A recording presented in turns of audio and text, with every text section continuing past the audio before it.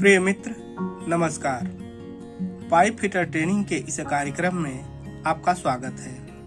मित्र, आज के इस आइसोमेट्रिक ड्राइंग के इस कार्यक्रम में हम जानेंगे कि पाइपिंग में एल्बो का सिलेक्शन कैसे करते हैं, खासकर जहां पर रोलिंग बनी हुई है। दूसरा, रोलिंग एंगल और पाइप एंगल में क्या अंतर होता है, इसके विषय में आज हम जानेंगे। मित्र, कार्यक्रम प्रारंभ करने से पहले मैं आपसे निवेदन करता हूं कि इस चैनल को सब्सक्राइब करें, लाइक करें, शेयर करें और बेल आइकन को प्रेस करें। तो आइए सीधा हम कार्यक्रम की तरफ चलते हैं। जैसा कि आप इस आइसोमेट्रिक ड्राइंग में देख रहे हैं, यहाँ पर जो रोलिंग बनी हुई है, हम कैसे जानें कि यहाँ पर कितने डिग्री का एल्बो लगेगा या फिर यहाँ पर कितने डिग्री का एल्बो लगेगा। यह रोलिंग बनी हुई है, तो रोलिंग के एंगल में और पाइप के एंगल में क्या अंतर होता है। मित्र, रोलिंग एंगल और पाइप एंगल में या एल्बो के सिलेक्शन में हमें कुछ बातें ध्यान में रखनी होती है। जैसे कि अगर कोई लाइन सीधा सीधा दिशा को चेंज करती है तो वहां पर 90 डिग्री का एल्बो लगेगा। जैसे कोई लाइन ईस्ट जा रही है और ईस्ट से नॉर्थ की तरफ टर्न हो गई तो वहां पर 90 डिग्री का एल्बो लगेगा। या फिर कोई लाइन वेस्ट को जा रही है, सीधा सीधा अप को हो रही है या डाउन को हो रही है तो वहां पर 90 डिग्री का एल्बो लगेगा। कहने का तात्पर्य यह है कि जहां पर एक दिशा से दूसरी दिशा में लाइन टर्न कर रही है, पाइप हमारी टर्न कर रही है, वहां पर 90 डिग्री का एल्बो लगेगा। तो एक बात क्लियर हो गई कि जहां पर हमारा पाइप, हमारी लाइन सीधा सीधा दिशा को चेंज कर रही है, वहां पर 90 डिग्री का एल्बो लगेगा। अब दूसरी बातें ध्यान में ये रखने वाली है कि एल्बो का सिलेक्शन हमेशा रोलिंग एंगल के आधार पर न ही किया जाता है, बल्कि पाइप एंगल के आधार पर किया जाता है। एल्बो का सिलेक्शन हम रोलिंग एंगल के आधार पर न करके पाइप एंगल के आधार पर हम सिलेक्शन करते हैं।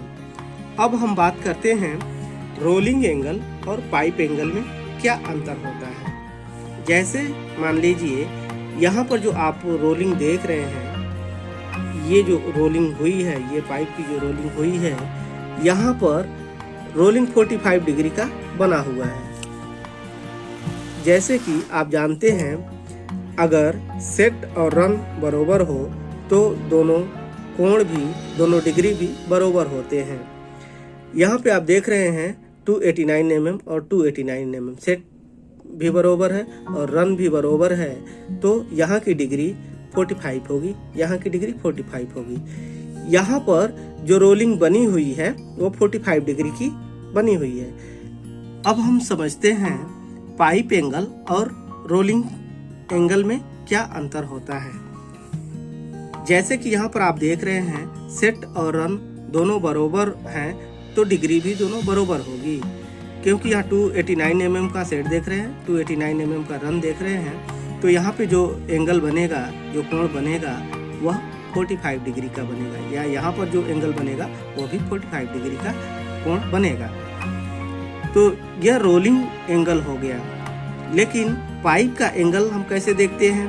पाइप का एंगल देखने के लिए हम, यदि ये लाइन आप देखें, यह लाइन जो है, यदि सीधा यहाँ से अगर हम एक लाइन बना दें, एक रेखा खींच दें यहाँ पे, तो इसका जो कोण बनेगा वो 90 डिग्री का कोण बनेगा, और उसमें से ये 45 डिग्री निकल जाएगा, तो यह 45 डिग्री का कोण हो जाएगा, यानी कि ये जो एंगल होगा सही है। लेकिन अब हम जानेंगे कि पाइप की डिग्री क्या है, क्योंकि पाइप की डिग्री के आधार पर ही हम एल्बो का सिलेक्शन करते हैं। तो पाइप की डिग्री को जानने के लिए यहाँ से यदि हम एक रेखा खींच दें, एक लाइन बना दें, और जैसे कि मैं यहाँ पे बना रहा हूँ, यदि एक लाइन ऐसे बना दें और यहाँ से इसकी जो अगर हम डिग्री चेक करें तो ये 90 डिग्री होगा। लेकिन इसमें से यदि हम ये 45 डिग्री को माइनस कर दें, जैसा कि आप जानते हैं यहाँ से जो ये बनी हुई है, रोलिंग हुई है, वो 45 डिग्री की है। तो 45 डिग्री यदि हम निकाल दें तो 90 में से जब 45 डिग्री होगा तो ये जो डिग्री बनेगी वो 45 डिग्री की हो जाएगी। यानी कि यह लाइन 45 डिग्री में चेंज हुई है, टर्न हुई है। ये पाइप जो है 45 डिग्री में चेंज हुई है, टर्न हुई है, इसलिए यहाँ पर जो एल्बो लगेगा वो 45 डिग्री का एल्बो लगेगा। अब हम इसको चेक कर लेते हैं कि ये जो 10 नंबर का आइटम कोड है, आइटम कोड जो 10 नंबर यहाँ पे दिखाया गया है, उसमें हम बिल ऑफ मटेरियल में देखेंगे तो यहाँ पे 45 डिग्री का एल्बो दिखाएगा।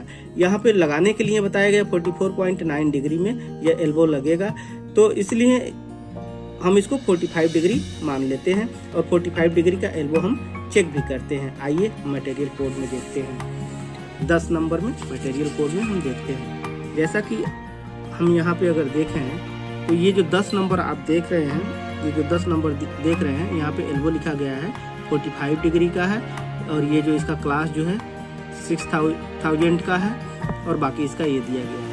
तो कुल मिला जुला करके यहाँ पे जो एल्बो लग रही है 45 डिग्री की एल्बो लग रही है। यहाँ जो 10 नंबर आपने देखा, ये जो 10 नंबर का है वो 45 डिग्री का एल्बो है। अब हम आते हैं यहाँ पर, ये जो एल्बो लगी हुई है यह कितने डिग्री का एल्बो लगी हुई है।